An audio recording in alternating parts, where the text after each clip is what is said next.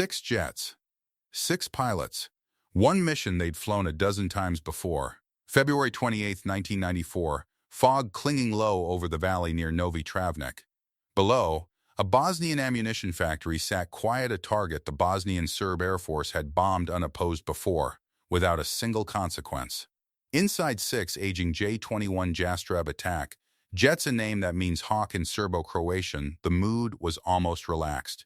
Subsonic, unarmored, built in the 1960s for one job: fly low, drop the bombs, get out before anyone reacts. For 19 months, that plan had worked every single time. NATO's no-fly zone over Bosnia was, to these pilots, a rule that existed only on paper, a rumor other pilots joked about back at the airfield, over coffee, before every mission. They had watched foreign jets circle overhead before. Watching, never firing. To these 6 pilots, that was proof enough. The West would talk, and never actually pull a trigger. They dropped their bombs, turned for home. Then, static cracked through their headsets. A rising radar warning tone none of them had heard aimed at them before. Somewhere above the clouds, 2 American F-16 Fighting Falcons, call signs Wilbur and Yogi, had already locked on. Within 4 minutes, 4 of those 6 Hawks would be scattered across the Bosnian countryside in pieces. And NATO, an alliance built in 1949 to prevent war, would fire its first combat shot in history. To understand why this moment mattered, you have to understand the war grinding beneath it. By 1994, Bosnia had been tearing itself apart for 2 years. Cities under siege. Civilians trapped in basements while shells fell overhead. In 1992, the United Nations declared Bosnian airspace a no-fly zone, a promise that warplanes from any side would never bomb from the sky again. It was a promise on paper only, because a declaration cannot stop a fighter jet. Only another fighter can. So NATO began Operation Deny Flight F-16s, patrolling for hours, sometimes days, watching a war they weren't yet authorized to stop. Every violation that went unanswered taught Bosnian Serb pilots the same lesson: the rules didn't apply to them. Enforcement meant escalation, and escalation was politically terrifying. Command after command chose to watch instead of act. Think about what that actually meant on the ground.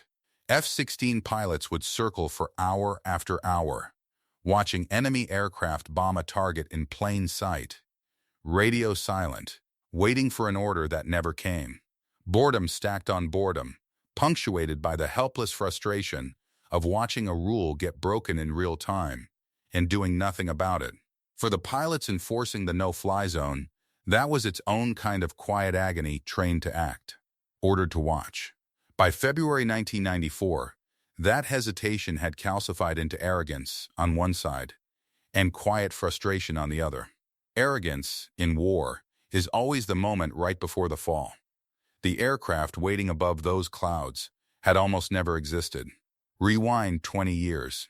In the early 1970s, a small group of Pentagon reformers, nicknamed, half mockingly, the Fighter Mafia, believed America's fighters had grown too heavy, too expensive, too obsessed with gadgets instead of raw performance. Leading them was Colonel John Boyd, a pilot with a reputation for being right and unbearable about it.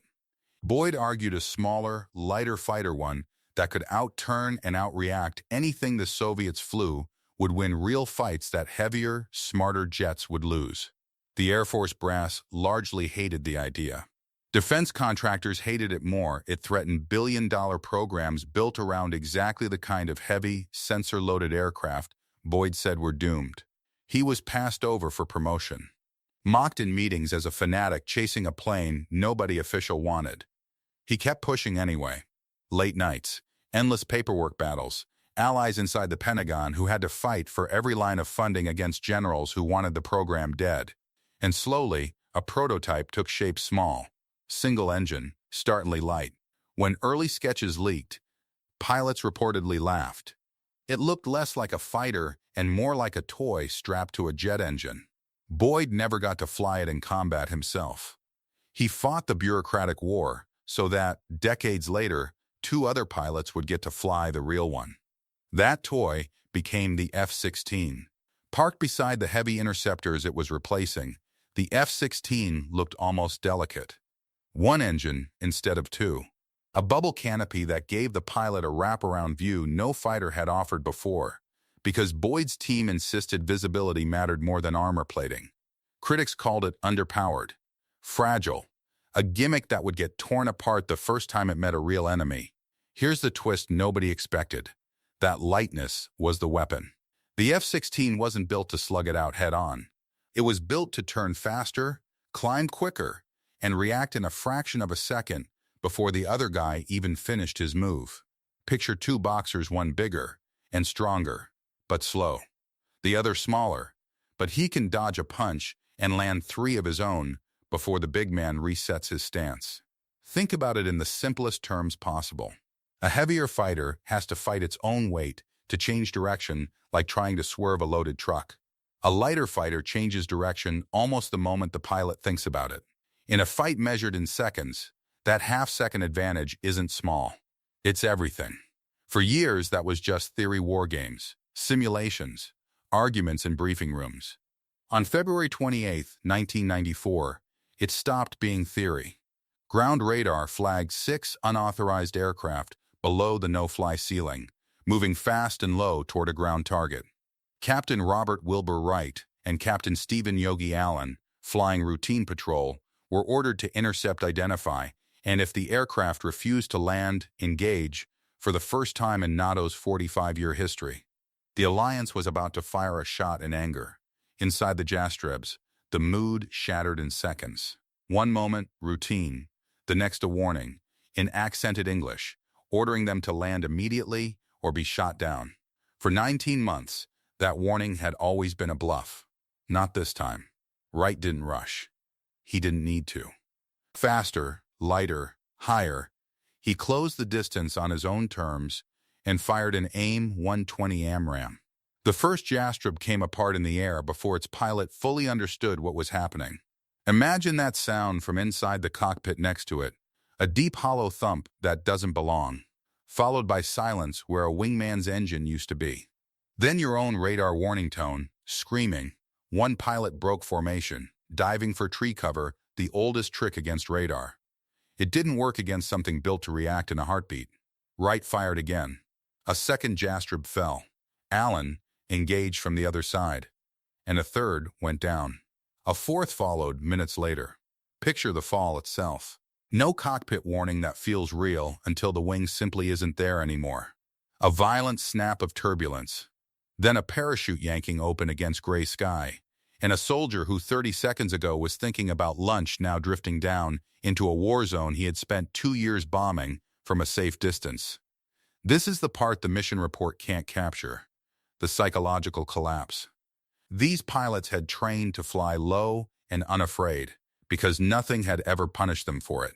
2 years of unopposed missions had rewired their instincts: fly in, drop the payload, fly out. No evasive thinking required because evasion had never once been necessary. In minutes, that entire framework broke. Formation discipline, the one thing that might have let them cover each other, dissolved completely.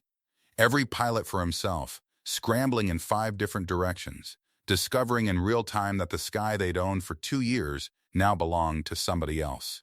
Modern fighter doctrine doesn't just aim for the aircraft. It aims for the decision-making of the man flying it, breaking his composure before a single shot is even confirmed.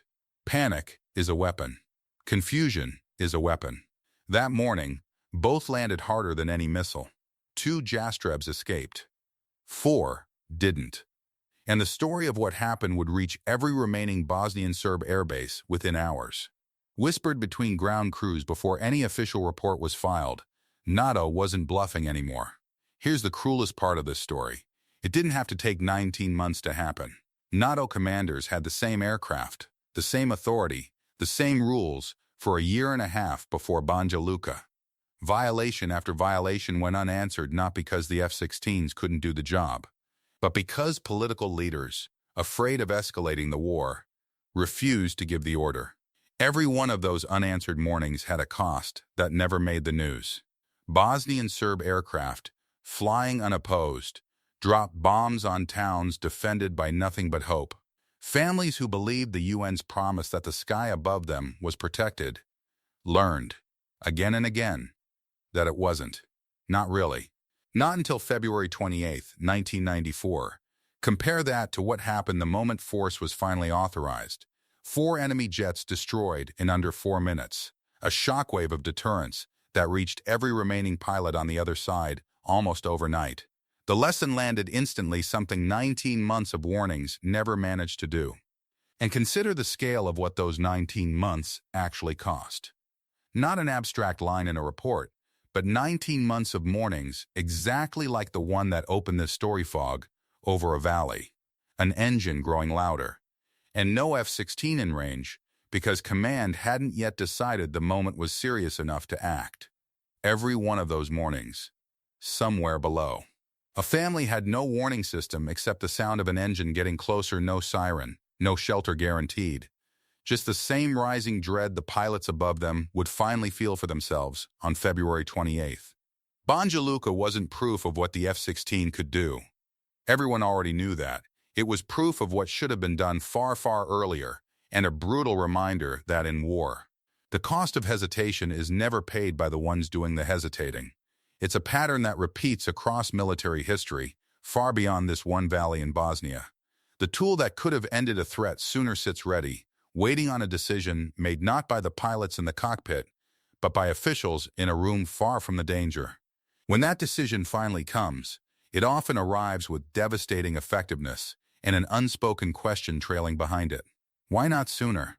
Somewhere in a Pentagon archive, there's still a photo of Colonel John Boyd standing beside his prototype, the toy that generals mocked, the program that nearly died in committee before it ever left the drawing board. He never saw Banja Luka. He never heard the radar tones scream through 6 cockpits that had spent 2 years believing the sky was theirs for free.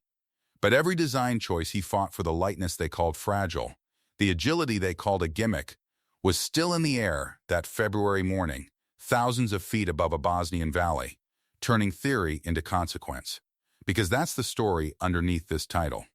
6 pilots climbed into 6 jets called Hawks, certain the way overconfident men are always certain that nothing above them could touch what they'd gotten away with for 19 straight months.